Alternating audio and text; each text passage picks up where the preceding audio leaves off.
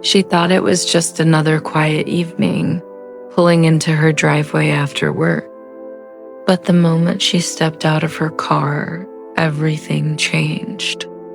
A neighbor was already watching, already judging, and in seconds, suspicion turned into something far more dangerous. She wasn't trespassing. She wasn't breaking any rules. Yet suddenly, her very presence became the crime. What gave them the right to decide she didn't belong? And how far would they go to make sure she knew it? Hook point. But what started as one watchful stare was only the beginning. How quickly could a simple mite unravel into something far more dangerous? For years, Maya had built her life around the simple comforts of home. She worked long shifts at the hospital, often returning tired but proud, knowing she was helping people every day. Her little house sat at the edge of a quiet neighborhood, nothing fancy, but it was hers. It was the place where she laughed with friends, tended to her garden on weekends, and finally felt like she belonged. But belonging, as she was about to learn, wasn't something everyone agreed she deserved. Neighbors waved politely when they needed to, but there were moments, subtle looks, whispers that fell silent when she passed, that hinted at something deeper. Maya brushed it off. After all, she was just living her life, following the same routines as everyone else, until one evening, when the routine broke, she pulled into her driveway, exhaustion weighing heavy. But before she could even close her car door, she felt it, eyes fixed on her, unblinking, full of judgment. A figure stood just beyond the curb, arms crossed. Waiting. Maya didn't know it yet, but this ordinary night was about to turn into a battle she never asked for. A battle not just for her property, but for her dignity. Hook point. What would you do if your own home, your safe place, suddenly became the center of a war you never started? Maya tried to brush it off at first. Maybe the neighbor was just curious. Maybe she was imagining the weight of that stare. But then came the words, sharp, cutting, and delivered with the certainty of someone who believed they had authority. You don't belong here. The woman's voice was loud enough for anyone nearby to hear. Maya froze, her keys still in her hand. She wanted to laugh it off, to pretend she hadn't heard, but the woman stepped closer, her finger pointing like a weapon. This is a private neighborhood. People like you can't just move in and do whatever you want. Maya's chest tightened. She had lived here for years, paid her mortgage on time, followed every rule the HOA sent her way. And yet, in that moment, none of it mattered. To this neighbor, her very existence was the violation. The confrontation didn't end there.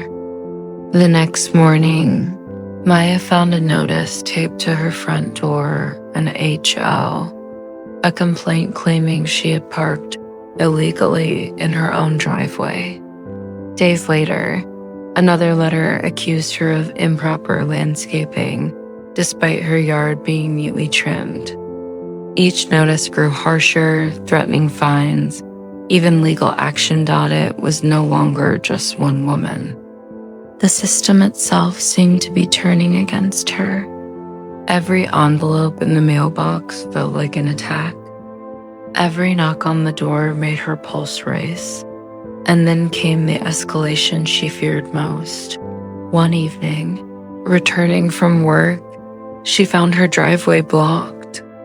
The same neighbor, arms crossed, lips curled in satisfaction, had parked her car across Maya's entrance. Refusing to move, Maya confronted her, voice trembling but firm. "This is my property. You need to move your car." The response was chilling. Go ahead, call someone. See who they believe, you or me. The headlights of passing cars illuminated the scene. Neighbors watching from their porches. Nobody spoke. Nobody intervened. The silence was its own kind of verdict. Maya stood there, trapped between her own home and the wall of hatred that barred her path. And as the night closed in, she realized this wasn't just about a car. It was about power, about who was allowed to claim space, and who was meant to be pushed out. Hook point. If even the rules and systems turned against her, who could she possibly rely on now? The shouting drew more neighbors to their porches, their silhouettes forming a silent jury. Maya stood frozen in her driveway, the other woman's car blocking her path like a barricade. Her pulse pounded so loudly it drowned out the crickets in the night air. Then the flashing lights appeared, red and blue washing over the houses. Relief should have come, but it didn't, because the call hadn't been hers. 2 officers stepped out, hands resting casually on their belts, eyes narrowing as they scanned the scene. The neighbor's voice rang out before Maya could even open her mouth. Officers, thank God you're here. She's been threatening me, trespassing, and causing trouble in our neighborhood. Maya's breath caught. The words twisted reality into a weapon, and with each sentence, the lie grew heavier. One officer turned toward Maya, his expression hardening. Hand shifting closer to his holster, she raised her hands, her voice trembling but steady. This is my home. That's my driveway. I haven't done anything wrong. But the silence from the watching neighbors was deafening. Not one spoke up. Not one defended her. In that moment, Maya realized she was utterly alone. Her body shook not from guilt, but from the crushing weight of knowing how quickly the truth could be erased. She thought of the headlines she'd read, the stories of others who hadn't been believed. And now she was standing in their place. The officer took a step closer. Ma'am, we're going to need you to come with us. Her heart dropped. This was it, the moment where home, her dignity, and maybe even her future could be stripped away, and all because someone decided she didn't belong. Hook point. In that split second, one question consumed her. Would she make it out with her truth, or lose everything to a lie? The night ended with Maya standing in her own driveway, tears stinging her eyes as the officers finally left without arresting her. The neighbors smirked as if she had won something, but deep down Maya knew this wasn't about one argument, one complaint, or even one night. It was about a system that allowed her neighbors' lies to carry more weight than her truth dot in the days that followed. Maya kept going to work, kept paying her bills, kept tending her garden. On the outside, life looked the same. But inside, everything had shifted. Her home, once a place of comfort, now felt like a battlefield. Every knock at the door made her chest tighten. Every glance from a neighbor felt like a question of whether she truly belonged, and she knew she wasn't the only one. For every Maya, there are countless others people judged not for what they've done, but for who they are. People forced to defend their existence in spaces they've earned the right to call home. That's the impact of racism. It doesn't just bruise, it lingers. It reshapes the way someone walks through the world, carrying fear in places where there should only be safety.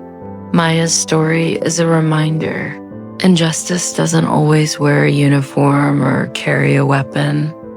Sometimes it hides behind property lines, HOA rules, or the silence of neighbors who choose comfort over courage.